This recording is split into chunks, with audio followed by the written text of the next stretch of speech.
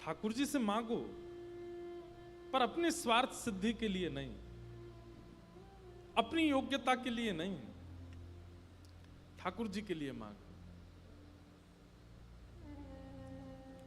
किसी को घर की याचना भी करनी है तो वो इस भाव से करे कि हे नाथ, आपका सुंदर मंदिर हो, सुंदर भवन हो, आप राज ठाट से विराजो, ऐसा एक भवन मेरे लिए बना दो।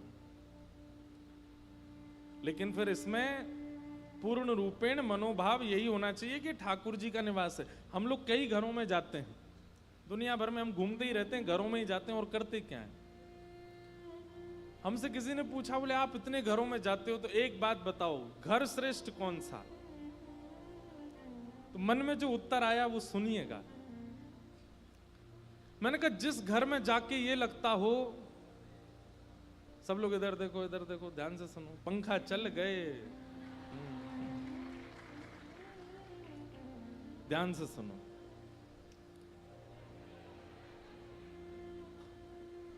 घर श्रेष्ठ कौन सा?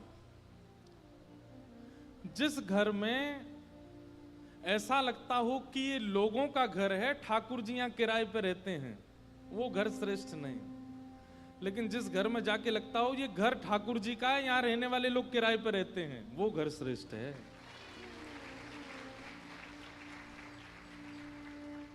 समझ में आई बात? कई घर ऐसे हैं, वहां जब जाते हैं, प्रवेश करते हैं, वहां का इंटीरियर ठाकुर जी के हिसाब का, वहां का दरवाजा ठाकुर जी के हिसाब का, वहां की रसोई ठाकुर जी के अकॉर्डिंग, लोगों के कमरे ठाकुर जी के अकॉर्डिंग, वहां की लाइटिंग ठाकुर जी के अकॉर्डिंग, वहां की जो ग्रीनरी है, जो घर में गुलदस्ते वगैरह रखे हैं आदि जो भी है, सब कुछ किसके अकॉर्डिंग है? ठाकुर जी के अकॉर्डिंग। वो घर श्रेष्ठ है। और ऐसी याचना से यदि आप घर की भी कामना करोगे ना ठाकुर जी से कि हे नाथ, बंबई में हमारा पॉश एरिया में घर बन जाए, लेकिन हमारा नहीं, आपके लायक बने। एक घर में हम गए, वहां जाके इतना अच्छा लगा। आप घर की भी कामना करोगे ना ठाकुर जी से कि हे नाथ, बंबई में हमारा पॉश एरिया में घर बन जाए, लेकिन हमारा नहीं, आपके लायक बने, तो फिर ठाकुर जी भी टुकुर टुकुर देखेंगे, बोले दिला तो दूंगा, मैं देखूं तो सही, तू अपनी इच्छा से बनाएगा कि मेरी इच्छा से। एक घर में हम गए, वहां जाके इतना अच्छा लगा, दुनिया भर में घूमते हैं, तो वहां जाके ऐसा लगा, जैसे प्रवेश किया तो बाहर तो अच्छा नाम था, श्री सेवा कुंज, घर का ही नाम सेवा कुंज। भीतर जैसे प्रवेश किया तो मुख्य द्वार खुलते ही सामने किशोरी जी की, ठाकुर जी की बहुत सुंदर चित्र लगा था। सबसे बड़ी बात, अब सब तो नहीं बता सकता मैं, लेकिन जो कक्ष थे ना, हर कक्ष का एक नाम, जैसे रसोई घर का नाम था जगन्नाथपुरी, वहां अन्न ही अन्न बनता है, वो जगन्नाथपुरी है। शयन कक्ष का नाम श्री रंगनाथ, क्योंकि वहां पौढ़ानाथ है, ठाकुर जी पौढ़े रहते हैं। जो मीटिंग एरिया था उसका नाम द्वारिका धाम, क्योंकि यहां ठाकुर जी अपनी सभा में बैठते हैं।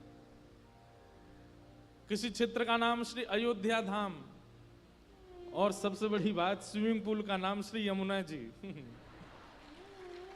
और वहां सब लोग ऐसे नहीं बोलते कि उस कमरे से ले आओ, वो क्या बोलते, ए सुन, जगन्नाथपुरी में मेरा फोन रखा, लेके आ। अब वो बालक द्वारिका से जगन्नाथपुरी जा रहा है, वहां से फोन लेके आ रहा है। मैं इतना प्रसन्न हो गया देख के, मैंने कि भाई तुम्हारे तो सारे धाम यही हैं, और आपस की वार्ता में ही भगवत धामों का स्मरण हो जाता होगा। जब जगन्नाथपुरी का नाम लेते होंगे, कोई बाहर का व्यक्ति बैठा होगा और उसके सामने वो बोलते होंगे, ए जगन्नाथपुरी में मेरा फोन रखा, लेके आ। जगन्नाथपुरी बोलते उसके चित्त में क्या आता होगा? नील चक्र, नीलगिरी पर्वत पर महाप्रभु जगन्नाथ, और वहां धाम में इसका फोन पड़ा है। तब पता नहीं, वो तो किचन का नाम है जगन्नाथपुरी। लेकिन एक क्षण के लिए उसके चित्त में ठाकुर जी प्रकट हो गए ना, ऐसा घर। हमारे गिरधर लाल जी की गाड़ी जो है वृंदावन में, उसका नाम क्या है? गिरधर रथ। अब ये नहीं कहते गाड़ी लेके आओ, ये कहते रथ लेके आओ भाई, लाल जी का रथ लेके आओ। लाल जी का रथ कहाँ है? उस गाड़ी में एक डेंट भी नहीं आया। क्यों? क्योंकि ठाकुर जी की है, ठाकुर जी पढ़ने ही नहीं देते। अपने आप प्रेम से रखते हैं। भैया भजन केवल माला पे नहीं होता है। मैं आज इसी विषय को लेके चल रहा हूं। आपकी जीवनचर्या, आपकी विचारधारा, आपका सोचना, उठना, बैठना, खाना पीना, लेटना, सब भजन हो सकता है। आप करके तो देखो, उसका निर्माण वैसा करो।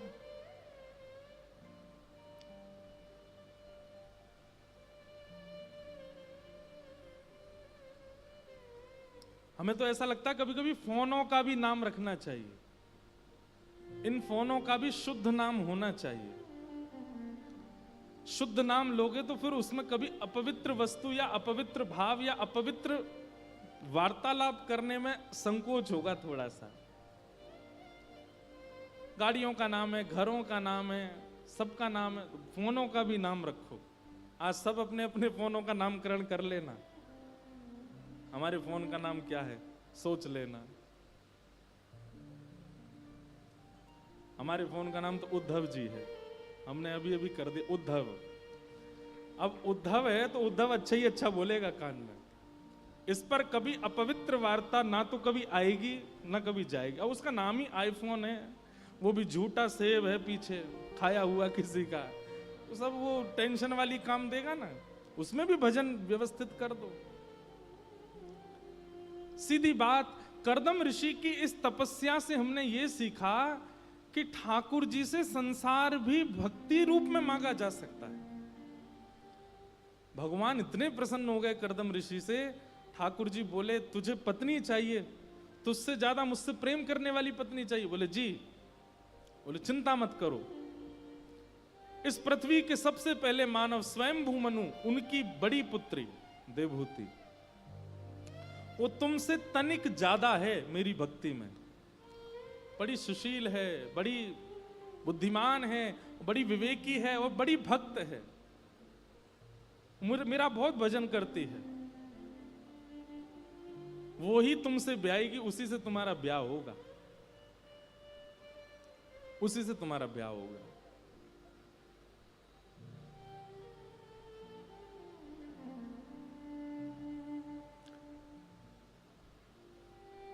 इधर देखो, इधर देखो, सावधानी से सुनो। उससे तुम्हारा ब्याह होगा।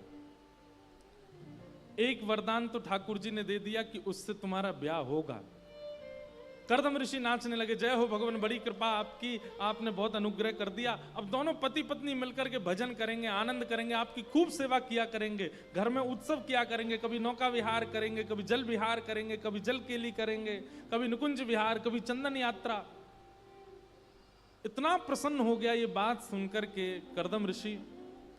ठाकुर जी बोले भैया मेरा मन नहीं भरा अभी, तूने एक वरदान मांगा मैंने दे दिया, अब एक वरदान मैं अपनी तरफ से और दे रहा हूं। करदम ऋषि क्या क्या वरदान दे रहे हैं?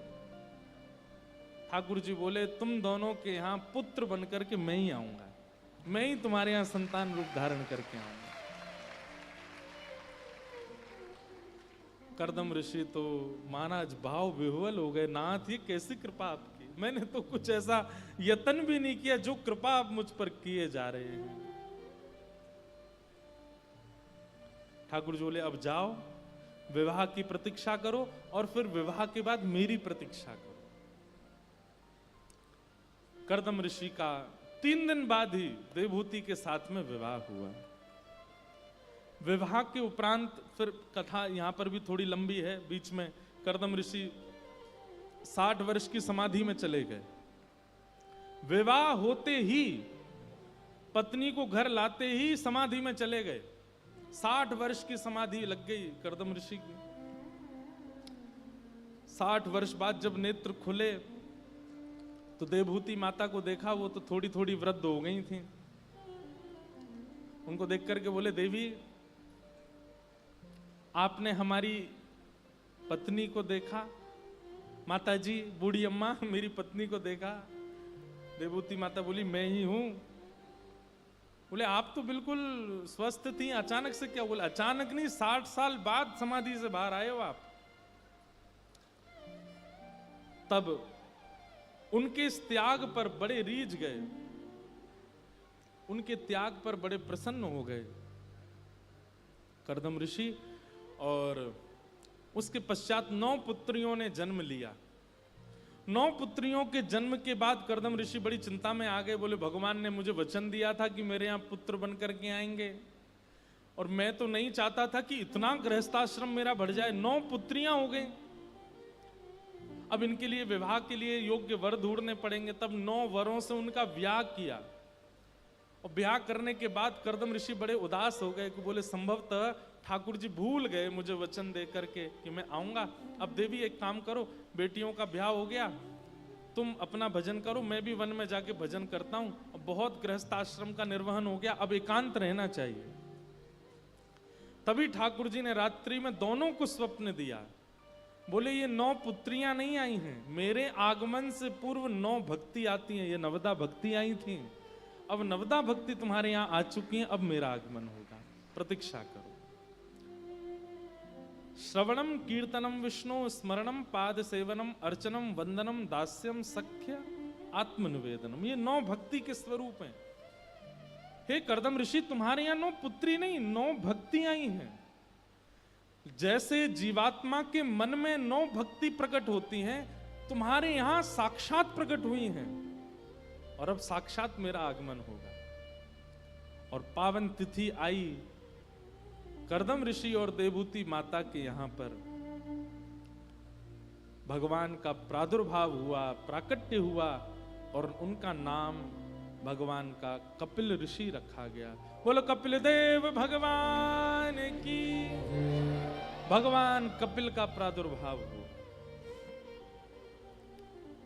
रूप छवि देख करके दोनों माता पिता आनंदित हो गए, नेत्रों से प्रेमाश्रु गिरने लगे। ठाकुर जी ने कितना अनुग्रह किया हमारे ऊपर।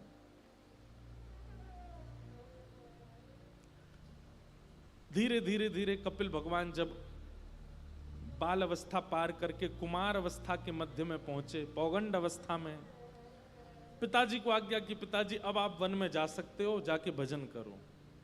देखो, दर्शन के बाद भी ठाकुर जी ने भजन की आज्ञा दी। इसका मतलब क्या है? ठाकुर जी का दर्शन भी वो परिवर्तन नहीं कर सकता जो परिवर्तन नाम करेगा। हमारी बात को बहुत सावधानी से सुनिएगा। चाहे ध्रुव हो, चाहे प्रहलाद हो, और आज ऋषि कर्दम हो, सबको ठाकुर जी ने दर्शन के बाद भजन की आज्ञा दी। अब जाओ भजन करो। इसका मतलब क्या है? दर्शन के बाद भी भजन करना पड़ेगा। हम कलयुगी लोगों पर एक सहायता, एक ठाकुर जी की बड़ी कृपा है कि हमको पहले ही भजन में लगा दिया ठाकुर जी ने। भजन के बाद दर्शन होंगे, दर्शन के बाद ठाकुर जी की इच्छा होगी तो निकुंज में प्रवेश हो जाएगा, और ठाकुर जी की इच्छा नहीं होगी तो दर्शन के बाद भी ठाकुर जी आज्ञा करेंगे कि अभी तुम्हारा इतना भजन रह गया, वो करो। इसका मतलब क्या है?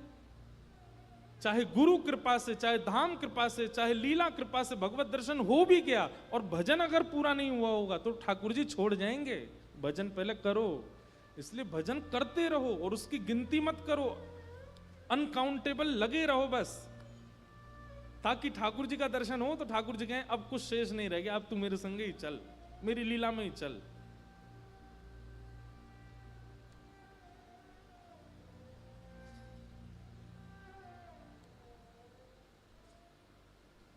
भजन। ठाकुर जी ने कर्दम ऋषि को आज्ञा की, पिताजी आप अब वन में जाओ और वन में जाके भजन करो। कर्दम ऋषि के मन में एक बार तो आया कि जब साक्षात भगवान ही आ गए मेरे यहां, अब भी भजन की आवश्यकता है। तो भगवान कपिल आज्ञा करते हैं, बोले पिताजी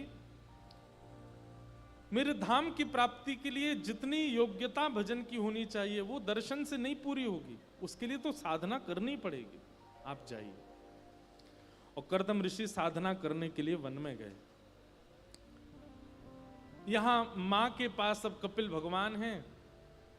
तब देवहूति माता बोली, पिताजी तो बेटा चले गए वन में, अब मेरा साधन किससे पूर्ण होगा? बहुत ध्यान से सुनिएगा। ठाकुर जी कहते हैं, मां किसी की साधना भजन से पूरी होती है, किसी की साधना तप से पूरी होती है, आपकी साधना ज्ञान से पूरी होगी। आपका जप परिपूर्ण है, आपका भजन परिपूर्ण है, आपको ज्ञान की आवश्यकता है। आपको मेरी प्राप्ति ज्ञान से होगी। ऋते ज्ञानान न मुक्ति। तो इसलिए सबका होना आवश्यक है। लेकिन अब मैं बाद में बताऊंगा कि ज्ञान मार्ग, भजन मार्ग, तप मार्ग, योग मार्ग, साधना मार्ग, ये सब अपने अपने रास्ते पर हैं। इनमें कुछ भी अपूर्ण रह जाएगा तो वो आपको दूसरे की पूर्ति करनी पड़ेगी। लेकिन जब प्रेम मार्गी जब आप हो जाते हैं, प्रेम मार्ग हो जाने के बाद ठाकुर जी बाकी सब मार्गों के रास्तों को विराम दे देते हैं। प्रेम मार्गी को फिर अन्य साधनों की आवश्यकता नहीं होती, वो फिर प्रेम मार्ग से ही भगवत प्राप्ति कर लेगा। प्रेम मार्गी को अगर भगवान मिल गए तो ये आज्ञा नहीं करेंगे अभी तुम तप करो। प्रेम मार्गी को भगवान मिल गए तो ये नहीं कहेंगे अभी तुम ज्ञान हासिल करो। प्रेम मार्गी को तो ठाकुर जी मिल ही जाते हैं, उसको फिर आज्ञा नहीं देते। अब इसमें आप कहेंगे इसको महाराज जी और समझाओ, तो देखो ज्ञान मार्गी, तप मार्गी ये हैं घर के बड़े बालक, और प्रेम मार्गी ये है घर का छोटा बालक। जब जिम्मेदारी बांटने की बात आती है ना, तो माता पिता बड़ों को ही जिम्मेवारी देते हैं, छोटे को तो गोद में लेके संग ही चले जाते हैं।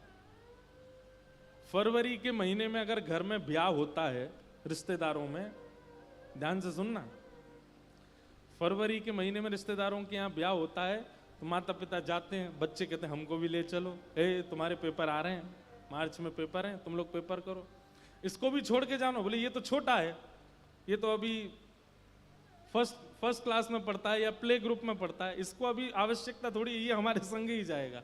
उस समय लगता है छोटा बालक कितना अच्छा है ना, इसको कभी घर नहीं रुकना पड़ता, ये हमेशा जाता है। वो छोटा बालक कौन है? वो प्रेम मार्गी साधक है। प्रेम मार्ग का, जब प्रेम मार्ग में होना बहुत मुश्किल है वैसे तो, लेकिन प्रेम मार्गी यदि आप हो गए तो फिर आपको अन्य साधनों की आवश्यकता नहीं है। लेकिन कहीं आपने ज्ञान मार्ग चुना है, भक्ति मार्ग चुना है, योग मार्ग चुना है, तप मार्ग चुना है, उसमें अगर किसी और साधन में कमी होगी तो ठाकुर जी आज्ञा दे सकते हैं दर्शन देने के बाद भी कि अभी उसको पूर्ण करो, तब हम मिलेंगे।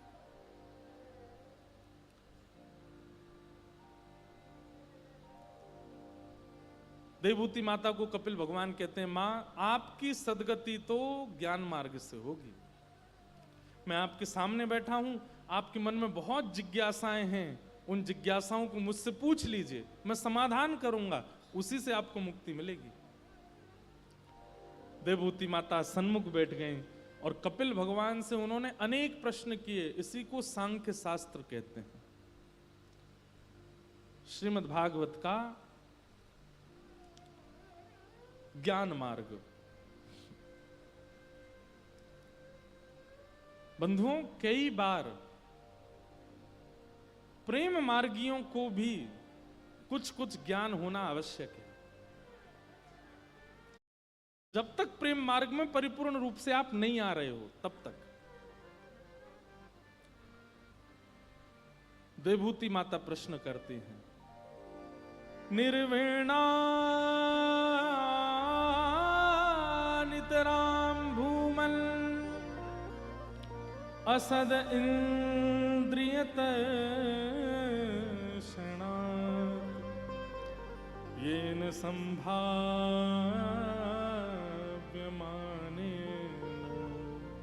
प्रपन्नांधम तम प्रभो। देवभूति माता पूछ रही हैं, हमारी इंद्रियों की इच्छा पूरी करते करते हार चुकी हूं मैं, मेरी इच्छाएं पूरी नहीं हो रही हैं।